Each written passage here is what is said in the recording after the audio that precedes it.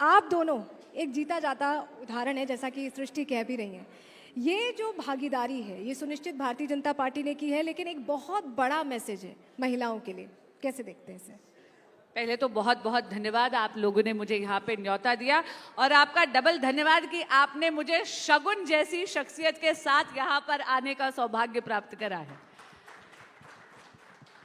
देखिए, ये जो भागीदारी है और ये मैसेज है, बिल्कुल महिलाओं को भी और युवा को भी, पर मुझे लगता है इसकी नींव तो 16वीं लोकसभा में आदरणीय प्रधानमंत्री श्री नरेंद्र मोदी जी ने पहले ही रख दी थी। आप भी जानती हैं कि नारी शक्ति वंदन अधिनियम लाकर 27 बरस पुराना जो विघ्न था महिला आरक्षण में, उसको प्रधानमंत्री नरेंद्र मोदी जी ने हरा, सर्वसम्मति से हरा। और आप जानते कि इससे पहले भी बहुत कोशिश हुई थी, लेकिन वो नहीं हो पाया, पर प्रधानमंत्री नरेंद्र मोदी जी ने इसको सुनिश्चित कर दिया। और अब महिलाएं भारत की भाग्य विधाता भी बनेंगी और नीति निर्माण में उनकी भूमिका बढ़ेगी। मैं जानती हूं कि जो अगली लोकसभा है उसमें 33% महिलाएं होंगी ही होंगी, ये सुनिश्चित हो गया है। बिल्कुल बांसुरी जी, जैसा आपने कहा, और ये कोशिश जो है भारतीय जनता पार्टी की रही है, खासतौर पर महिलाओं की भागीदारी की बात करें हम भारतीय राजनीति में, तो कहीं ना कहीं वो पिछड़ी हुई दिखी थी। लेकिन जैसा हमने कहा कि एक उदाहरण बीजेपी की ओर से पेश किया गया, शगुन परिहार जी भी हमारे साथ में है। एक तरीके से कहा जाए तो जो जीत आपने अभी हासिल की है जम्मू कश्मीर के चुनाव में, आप इकलौती महिला कैंडिडेट रही हैं और आपने किश्तवाड़ से जीत हासिल की। आपके परिवार का आतंकवाद का जो दंश है, आपके परिवार ने भी उसे झेला है। उस चीज़ को हम दोहराना नहीं चाहेंगे, लेकिन ज़रूर जम्मू कश्मीर में से निकलना, चुनाव लड़ना, एक ऐसे माहौल में क्या प्रेरणा आपको मिली इससे? जी, सबसे पहले तो मैं आपका बहुत बहुत धन्यवाद करती हूँ कि आपने यहाँ पे मुझे बोलने का अवसर दिया। स्पेशली इस बात के लिए धन्यवाद करती हूँ कि मैं बांसुरी दीदी की प्रेजेंस में आज यहाँ आप सबके सामने बैठी हूँ। तो मैं यही कहूँगी कि आतंकवाद का जो तंज हमने झेला, ये अकेली शगुन परिहार नहीं है जिसने आतंकवाद को झेला है। जम्मू कश्मीर में ऐसी अनेकों बेटियां हैं जो इस आतंकवाद के प्रहार को झेल चुकी हैं। मैं अपने किश्तवाड़ के लगभग 95% एरिया कवर कर चुकी हूँ, जहाँ पे मैंने हज़ारों बेटियां ऐसी देखी जिनको इस आतंकवाद का शिकार बनाया गया, जिनके सिर से पिता का साया छीना गया। तो केवल एक ये शगुन परिहार नहीं है, ऐसी बहुत सारी शगुन परिहार हमारे जम्मू कश्मीर में हैं जो केवल और केवल इस आतंकवाद की वजह से शिकार हुई हैं। शगुन, आपसे मेरा एक सवाल ये भी है, क्योंकि आप वहाँ पर जब लड़ रही थी, वहाँ पर अगर डेमोग्राफी की बात करें तो बहुत अलग डेमोग्राफी है, आप देख चुकी हैं। और आपने जो सृष्टि कह भी रही थी कि एक तरह से दंश झेला है जो आतंकवाद का होता है। मुझे ये बताइए कि क्या उस दौरान जब आप कंटेस्ट कर रही थी इलेक्शन, कोई धमकी मिली आपको? किसी ने कहा कि चुनाव लड़ोगी तो मैं ऐसी तैसी कर दूंगा, ऐसा कुछ हुआ क्या? जी, धमकी तो नहीं कहूँगी, पर मैं दूर दराज जब क्षेत्रों में जाती थी, कई बार ऐसा कहा जाता था कि कहाँ लड़की को भेज दिया, कोई कुछ कर देगा रात को, क्योंकि मेरी कैंपेन मोस्टली रात के 3 बजे तक चल रही होती थी। लेकिन वो कहते हैं ना, जिन्होंने राष्ट्र को सरों होता है तो उनके लिए अपना सेल्फ जो है वो मायने नहीं रखता, उनके लिए जो है अपना देश जो है वो सबसे पहली प्राथमिकता रहती है। तो उसी को प्राथमिकता जो लेके हम आगे बढ़ रहे थे, और भारतीय जनता पार्टी की वैसे भी यही विचारधारा है कि नेशन फर्स्ट जो है, हम नेशन को फर्स्ट रखते हैं, party second and family last. तो उसी को लेके हम आगे बढ़ रहे थे, और जहाँ जहाँ पे भी मैं गई वहाँ पे राष्ट्रीयता की भावना कुछ इस कदर थी कि अगर शगुन परिहार रात के 3 बजे किसी गाँव में पहुँचती थी तो रात के 3 बजे पूरा का पूरा गांव शगुन परिहार के लिए जागा होता था, भारतीय जनता पार्टी के लिए जागा होता था। तो उससे बड़ा मतलब मुझे खुशी का एहसास भी होता था कि मतलब किश्तवाड़ के लोग इतना प्यार अपनी इस बेटी को दे रहे हैं। ये शगुन, जैसा आपने कहा कि पूरा किश्तवाड़ जागा हुआ करता था, एक ये बदलाव भी था जो हमने देखा। बांसुरी जी, इसी से जुड़ा हुआ मेरा सवाल है। जैसा शगुन ने बताया, इनके अपने चैलेंजेस रहे हैं, खास तौर पर जम्मू कश्मीर जैसे विधानसभा में, और आपकी जर्नी बहुत अलग रही है। आपका एक पारिवारिक रिश्ता भी एक तरीके से कहा जाए, आपकी माता जी ने अपना पूरा जीवन भारतीय राजनीति को दिया है और एक सशक्त महिला के तौर पर बड़ा उदाहरण उन्होंने पेश भी किया है। महिलाओं की भागीदारी आज की राजनीति में आप कैसे देख रहे हैं? क्योंकि आप दोनों का जो एक्सपीरियंस कहा जाए या संघर्ष कहा जाए, स्ट्रगल कहा जाए, कैसे आप लोग यहाँ तक पहुंचे, वो दोनों अलग है। देखिए, महिलाओं की भागीदारी का जहाँ तक सवाल है, मैं बहुत ही ज़्यादा ऑप्टिमिस्टिक हूँ, बहुत ज़्यादा आशावादी हूँ। नारी शक्ति वंदन अधिनियम की तो बात मैं कर ही चुकी हूँ, क्योंकि वो तो एक नींव डालती है जहाँ पर सब राजनीतिक दलों को ये मैंडेटेड हो जाएगा, उनके लिए अनिवार्य हो जाएगा कि उनको 33% महिलाओं को लड़वाना ही पड़ेगा। क्योंकि आप भी जानते हैं कि कई ऐसे राजनीतिक दल थे जो जानते थे कि महिलाओं की भागीदारी बढ़ानी जरूरी है, लेकिन इससे अपना हाथ जरूर खींचते थे तुष्टीकरण की राजनीति के कारण। रही बात जो महिलाएं हमसे पहले आई हैं, तो मैं आपको सच बताती हूं, मैं नमन करती हूं उन मातृशक्तियों को। They are the ones, they are the trailblazers who have ensured that they shatter through the proverbial glass ceiling. वो चाहे श्रीमती सुषमा स्वराज हो, माननीय स्मृति ईरानी जी हो, माननीय निर्मला सीतारमण जी हो, विजय राजे सिंधिया जी हो, उन सबके कारण ही, उनके प्रयासों के कारण ही मुझे लगता है शगुन और मैं, हम जैसे लोग आज यहाँ बैठे हैं। और कहीं ना कहीं एक बहुत ज्यादा क्रेडिट मैं दूंगी मीडिया और सोशल मीडिया को। किसी भी मुद्दे के बारे में अवगत करवाना, उसके बारे में अवेयरनेस फैलाने की बहुत ज्यादा जरूरत है। और मैं देख रही हूं कि यहाँ पर इतनी सशक्त मातृशक्ति साक्षात बैठी हैं। मीडिया ने जिस तरह के इस मुद्दे को उठाया है, इन बातों को फैलाया है, उसमें 4th पिलर ऑफ डेमोक्रेसी का बहुत ज्यादा योगदान रहा है। क्योंकि आप महिला शक्ति का जिक्र कर रही हैं, तो दिल्ली का जिक्र देखिए अब आने वाला है। दिल्ली में तीसरी महिला मुख्यमंत्री हैं। पहले तो हम आपसे ये जानना चाहेंगे कि दिल्ली में जो 3 महिला मुख्यमंत्री रही हैं, उनमें से बेस्ट कौन है आपके लिए? श्रीमती सुषमा स्वराज। अच्छा, मुझे अब नहीं, बताइए। पर ये मैं इसलिए नहीं कह रही क्योंकि वो मेरी माँ है। इसका रीजन ये है, उनका कार्यकाल बहुत छोटा था, उन्हें एकदम लास्ट में लाया गया था। लेकिन चुनाव प्रचार में मैंने ये देखा कि इतने छोटे समय में इतना ज्यादा प्रभावशाली उनका कार्यकाल था कि माँ के प्रति जो स्नेह था वो आशीर्वाद बनकर मुझ पर बरसा। और आप में उनकी झलक भी आती है। आज आप बता भी रही थी कि चंदेरी की साड़ी उनकी ही आप पहन कर आई हैं। जी, जो भी मुश्किल इम्तिहान होते हैं उसमें कोशिश यही करती हूँ कि माँ की साड़ी पहनकर जरूर आऊँ। तो मुझे बताइए, अब आतिशी जी के बारे में ज़रा बात करना चाहते हैं। आतिशी जी अब आई हैं और बहुत कम वक्त बचा है। सरकार बहुत सारी चुनौतियों से गुजर रही है और विपक्ष के तौर पर भारतीय जनता पार्टी, बांसुरी स्वराज खुद सवाल बहुत सारे पूछ रही हैं। तो क्या आतिशी जी अब कुछ बदल पाएंगी, ऐसा आपको लग रहा है?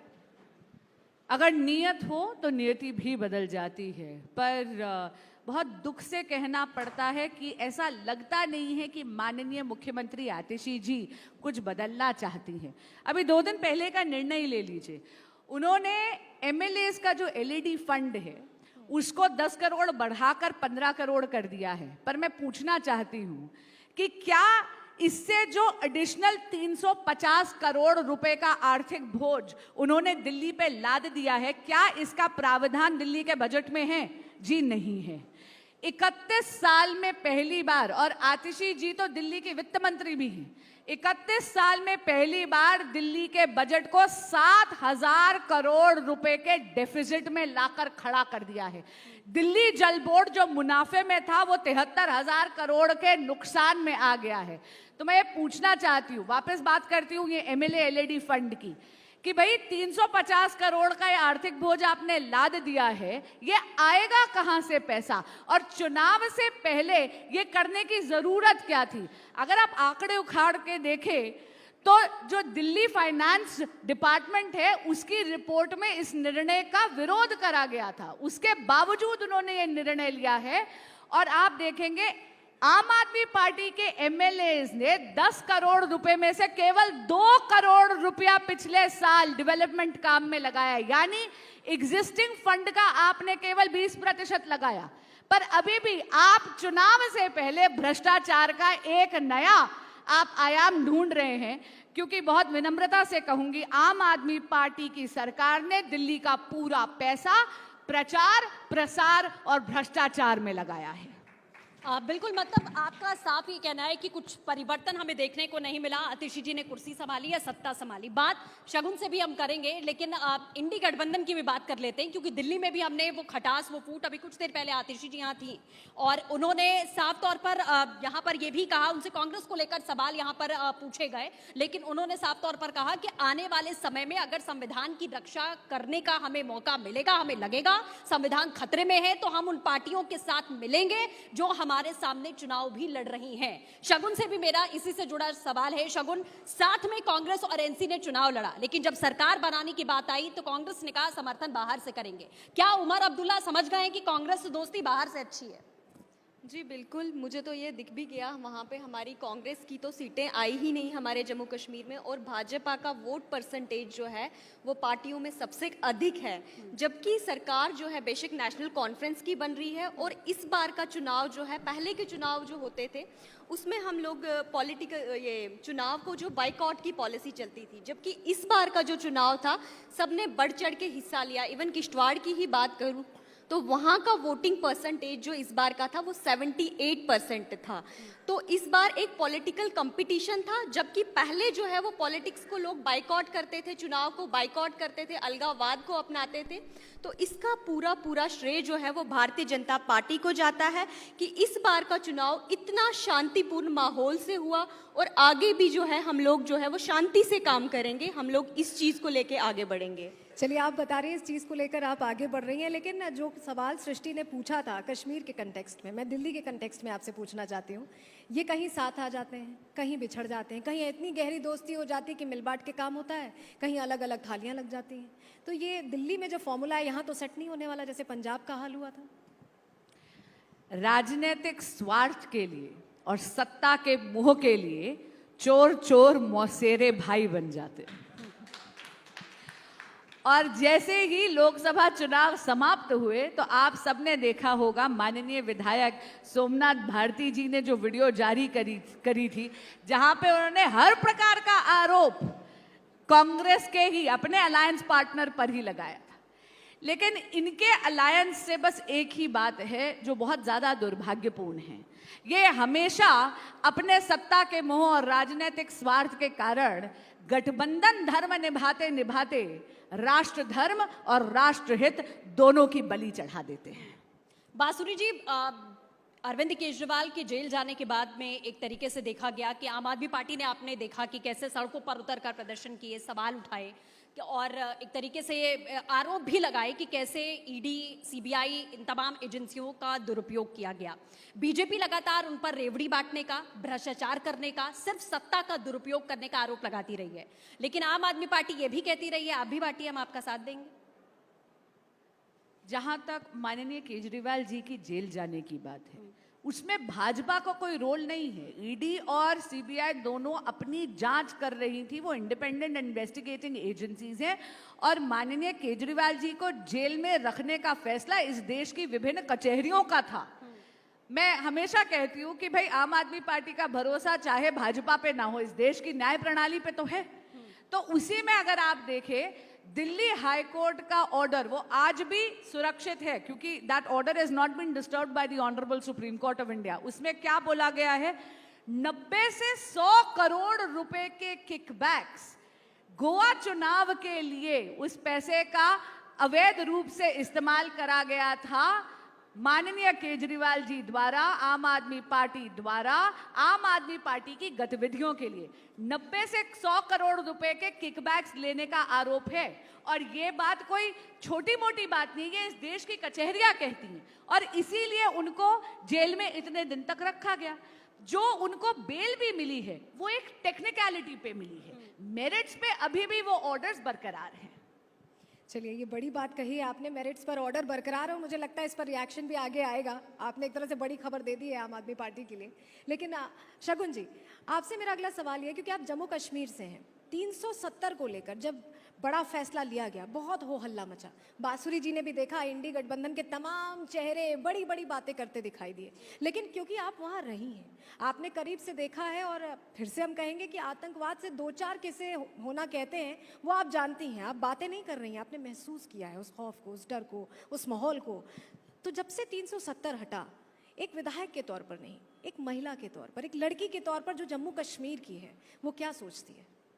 जी, सबसे पहले तो मैं आपसे ये कहूँगी कि जब से 370 जम्मू कश्मीर से हटा है, जो पार्टियां पहले ये कहती थी कि अब कोई झंडा उठाने वाला नहीं रहेगा, जबकि इसकी जीती जागती मिसाल कश्मीर का लाल चौक है, वहाँ पे हमारा तिरंगा ध्वज लहरा रहा है। वो इस बात का प्रतीक है कि वहाँ पे राष्ट्रभक्ति किस हद तक पनप रही है।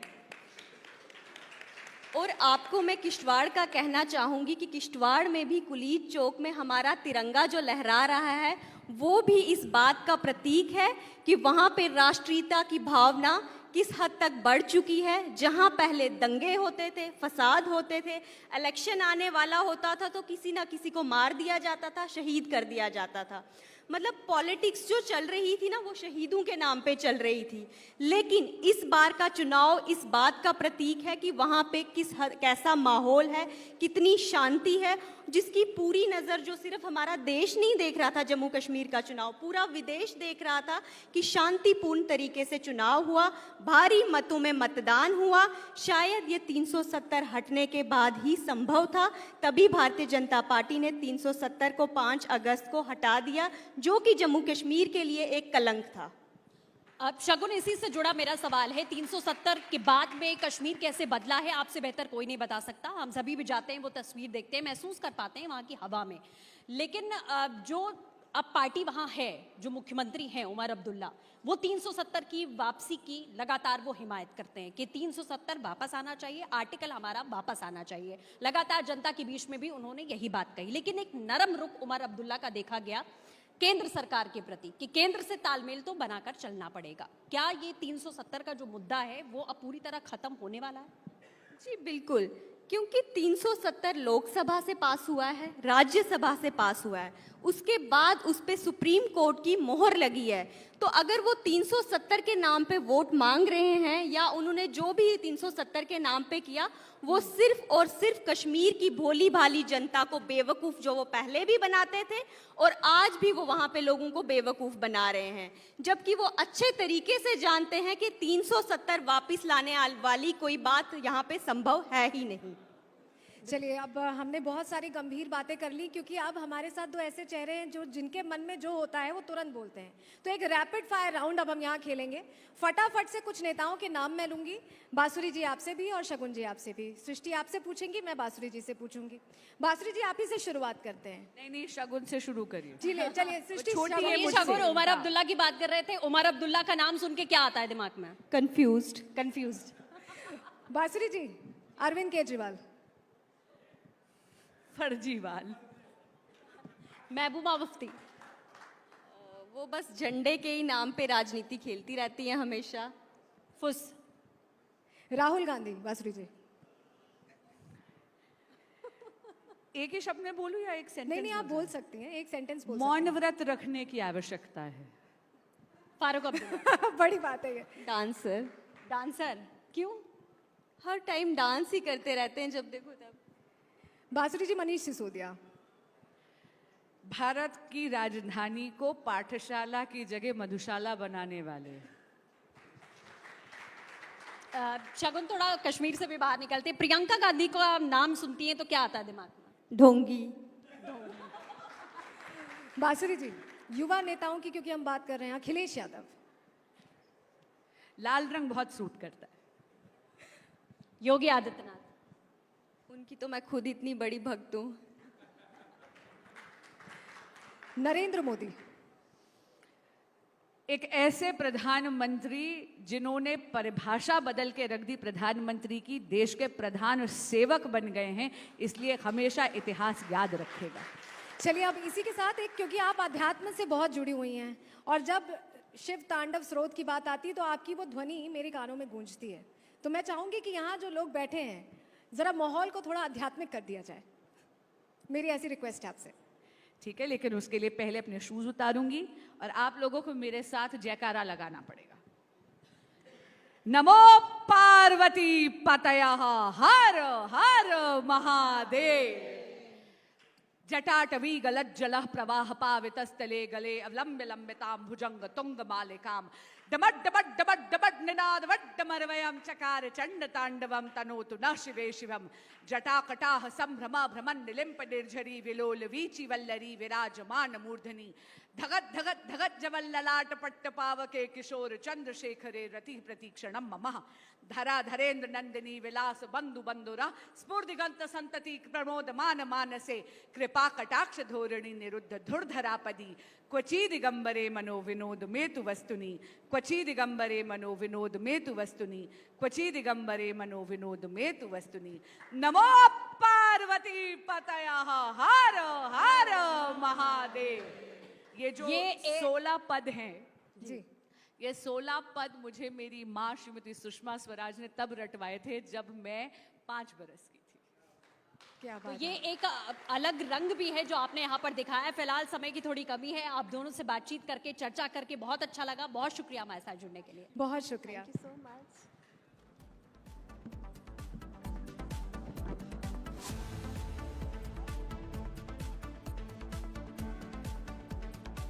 बहुत शुक्रिया बांसुरी स्वराज जी, लोकसभा सांसद, और शगुन परिहार, विधानसभा सदस्य। और जिस तरीके से चाहे बांसुरी स्वराज जी को हम यहाँ पर सुने और या फिर शगुन परिहार को, दोनों ही महिला सशक्तिकरण की